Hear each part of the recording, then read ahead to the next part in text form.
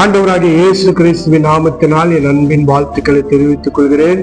கிறிஸ்துக்குள் பிரியமானவர்களே, இந்த காலை வேளையிலே கர்த்தர் நம்முடன் பேசுகிற வார்த்தை நாம் எடுத்துக்கொள்வோம். சங்கீதம் 1ஆம் அதிகாரம் 2ஆம் வசனத்தை நாம் வாசிப்போம். கர்த்தருடைய வேதத்தில் பிரியமாய் இருந்து இரவும் பகலும் தியானிக்கிற மனுஷன் அவன் பாக்கியவான். ஹல்லேலூயா. பாருங்க, கர்த்தருடைய வேதத்திலே இரவும் பகலும் பிரியமாயிருந்து தியானிக்கிற மனுஷன் அவன் பாக்கியவானாம். கிறிஸ்துக்குள் பிரியமானவர்களே, இன்றைக்கு கர்த்தருடைய வேதத்தை நம்ம எத்தனை பேரு சுமக்கிறோம்? கர்த்தருடைய வேதம் எனக்கு மன மகிழ்ச்சி.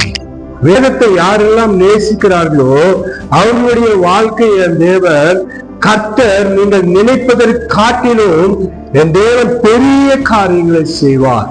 ஏனென்று சொன்னால், ஒரு மனுஷன் எல்கேஜில இருந்து டிகிரி, எந்த பெரிய ஒரு டிகிரி படிச்சா கூட வேதத்தை ஒரு மனுஷன் படிக்கலன்னு சொன்னா அவன் வாழ்க்கையில் அவன் ஜீரோவாய் நிற்பான்.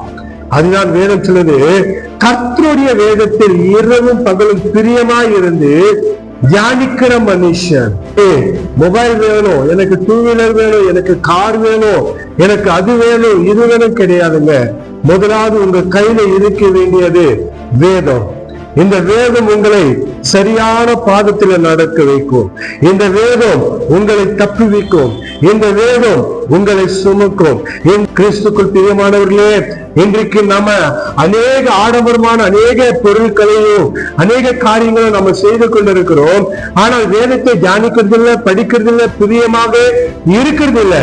ஆனா சங்கீதக்காரன் தாவீது சொல்கிறார், கர்த்தருடைய வேதத்தில் பிரியமாய் இருந்து இரவும் பகலும் தியானிக்கிற மனுஷன் அவன் பாக்கியவானாம். யாரெல்லாம் இந்த காலை வேளையிலே கேட்டுக்கொண்டிருக்கிற அன்பு சகோதரி, அன்பு சகோதரனே, இன்றைக்கு கர்த்தருடைய வேதத்துல நீ பிரியமாய் இருப்பேன் என்று சொன்னால் உன் வாழ்க்கை கர்த்தர் செழிப்பாய் மாற்றுவாராக.